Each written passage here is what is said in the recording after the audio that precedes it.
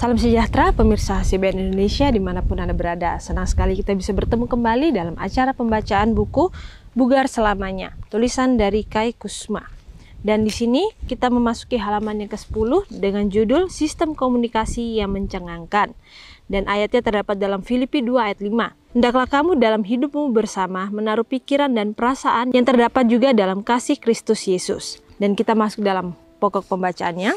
Kunci untuk berpikir jernih ada hubungannya dengan komunikasi yang sehat antara miliaran neuron sel saraf yang menghantarkan impuls dari satu bagian tubuh ke bagian tubuh lainnya. Izinkan saya memberi Anda gambaran kecil tentang betapa mencengangkannya proses ini.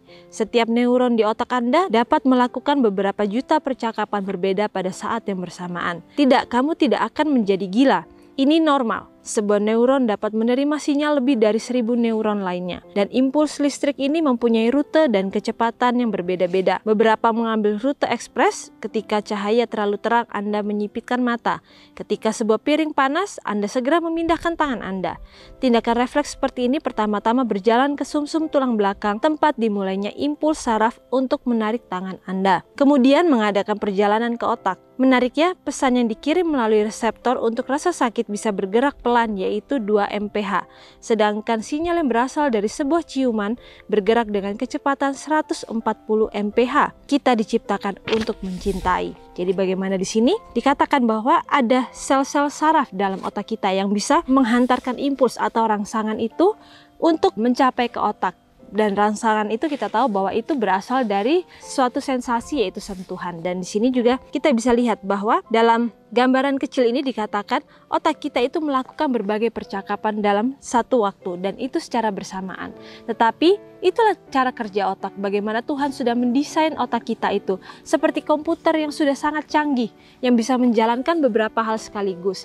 Di sini dicontohkan bahwa ketika kita menerima atau memegang panci panas, kita akan langsung mengangkat tangan kita karena otak kita memberikan respon bahwa itu adalah hal yang panas yang akan menyakiti atau melukai kita. Dan begitu pula dengan suatu kasih dalam kehidupan kita. Bahkan di sini dikatakan ketika sinyal yang menghantarkan kasih itu dikatakan itu bisa bergerak dengan sangat cepat. Jadi bagaimana Tuhan itu sudah mendesain umat manusia untuk mempunyai rasa kasih.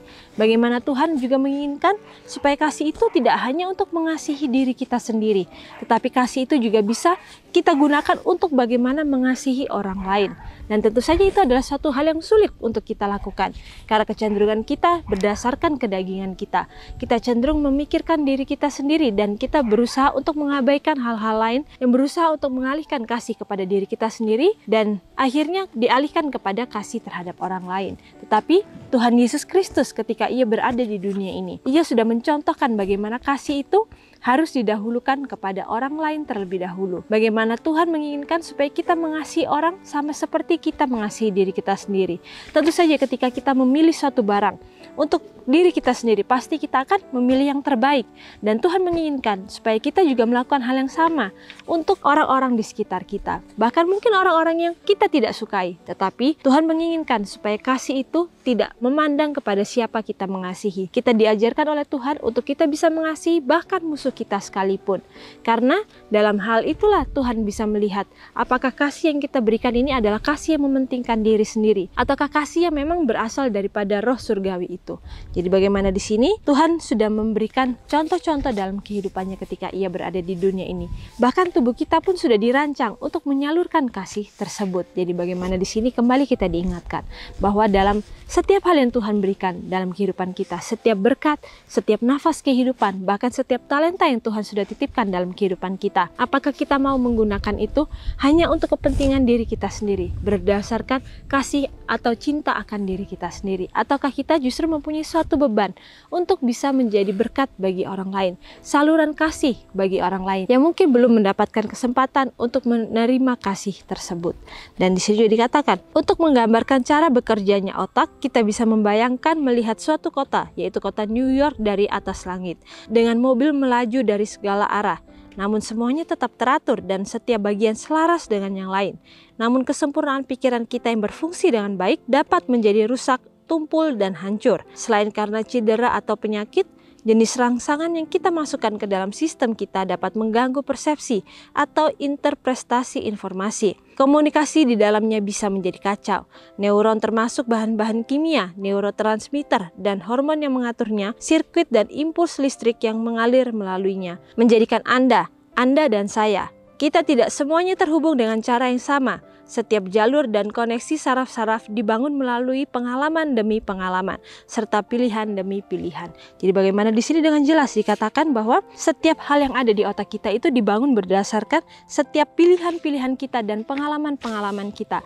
Bagaimana kita tahu bahwa teori dari otak itu adalah ketika kita sudah melakukan atau memilih suatu hal yang baik dan benar, maka akan ada satu jalur yang terbentuk ketika kita tidak pernah melakukan hal yang baik dan benar sebelumnya.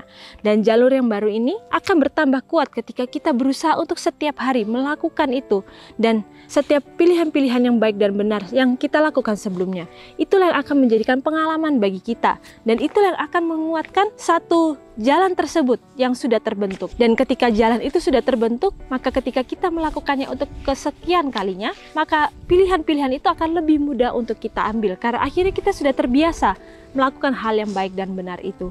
Tetapi ketika kita sudah tidak melakukan hal yang baik dan benar itu, maka jalan yang tadinya sudah terhubung, jembatan yang sudah menghubungkan itu, akhirnya akan terkikis sedikit demi sedikit. Dan itulah yang Tuhan inginkan, adalah bagaimana kita selalu berusaha untuk menguatkan jembatan itu, sehingga jembatan itu akan tetap teguh berdiri di dalam pikiran kita. Dan ketika kita berusaha untuk mengikuti jalan-jalan Tuhan, itu tentu saja tidak akan mudah. Tetapi ketika kita mau mengambil langkah pertama, maka langkah kedua dan langkah yang seterusnya itu akan lebih mudah untuk kita jalani. Lalu di sini juga dikatakan bahwa, namun kesempurnaan pikiran kita yang berfungsi dengan baik dapat menjadi rusak, tumpul, dan hancur.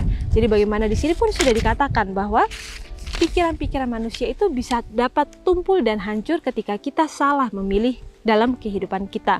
Mungkin ketika kita berusaha untuk mengikuti keinginan mata kita, mengikuti keinginan hawa nafsu kita, maka di saat itulah kita bisa melihat bahwa otak kita akhirnya akan menjadi tumpul dan akhirnya menjadi hancur. Karena kita lah yang merusak otak kita sendiri. Lalu di sini juga dikatakan bahwa selain karena cedera dan penyakit, jenis rangsangan yang kita masukkan ke dalam sistem kita dapat mengganggu persepsi atau interpretasi informasi. Jadi bagaimana di sini dikatakan selain karena cedera atau penyakit, setiap rangsangan yang kita masukkan, setiap tontonan, setiap pilihan-pilihan yang kita lihat dalam keseharian kita, itulah yang bisa menghancurkan juga setiap sel-sel yang baik dalam otak kita sendiri. Jadi bagaimana di sini juga dijelaskan bahwa kita diciptakan untuk menerima komunikasi atau rangsangan dalam jumlah yang luar biasa.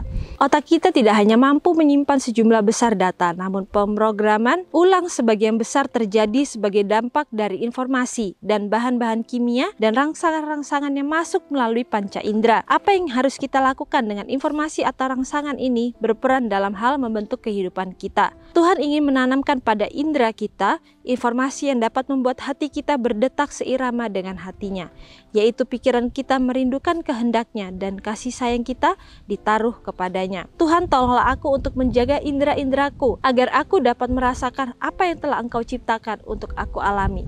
Kehendakmu jadi di dalam aku seperti aku di dalam anakmu, Yesus Kristus. Jadi bagaimana di sini? Tuhan menginginkan supaya kita selalu menjaga panca indera kita, baik dari mata, yaitu apa yang kita lihat, apa yang kita tonton, apa yang kita baca, bahkan juga dari setiap hal yang kita lakukan setiap hari.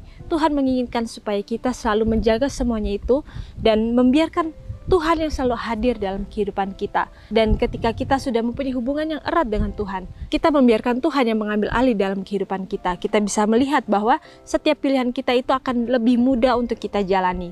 Setiap kebenaran akan mudah untuk kita ambil dalam kehidupan kita. Tetapi ketika kita hanya mengandalkan diri kita, dengan mengandalkan setiap panca indera kita, seringkali itulah yang menipu kita sendiri. Karena apa yang kita rasakan adalah suatu kebaikan, belum tentu itu adalah kebenaran di mata Tuhan. Jadi bagaimana di sini? Kembali kita diingatkan bahwa hendaklah kita selalu berusaha untuk melakukan hal-hal yang baik dan benar setiap hari. Karena tidak ada sesuatu yang instan di dunia ini. Bahkan tubuh kita pun tidak dirancang untuk mempunyai suatu hal yang instan di dalamnya. Sama seperti sebuah komputer yang harus diperbarui setiap hari atau setiap waktunya ketika masanya sudah habis. Dan begitu pula dengan kehidupan kita. Otak kita juga harus diperbarui setiap saat. Bahkan Tuhan harus hadir di dalamnya. Karena ketika Tuhan tidak hadir di dalamnya, maka setanlah yang akan menduduki setiap sudut daripada otak kita itu, yang akhirnya akan mengendalikan setiap pilihan-pilihan dan pemikiran-pemikiran kita. Hendaklah kita mempunyai satu misi, bahwa dalam kehidupan kita selalu bisa berusaha untuk mengikuti kehendak-kehendak Tuhan dan pilihan-pilihan Tuhan. Meskipun mungkin kita lihat itu adalah suatu hal yang sulit, tetapi ketika kita sudah ditempatkan oleh Tuhan dalam suatu posisi atau satu lingkungan, Tuhan mengizinkan kita berada di sana adalah untuk suatu maksud, yaitu untuk mengubahkan hati kita semakin seturut dengan kehendak Bapa. Dengan cara kita mau berhubungan terus setiap hari kepada Tuhan. Tidak perlu kita harus mempunyai hubungan yang lama di dalam kamar untuk selalu berhubungan dengan Tuhan. Tetapi mungkin dalam setiap pekerjaan kita bisa selalu menghubungkan diri kita kepada Tuhan, meminta Tuhan untuk selalu ada dalam setiap kehidupan kita. Dan sampai di sini acara pembacaan kita pada saat ini, dan sampai bertemu kembali dalam acara pembacaan yang selanjutnya. Dan salam sejahtera, Tuhan memberkati.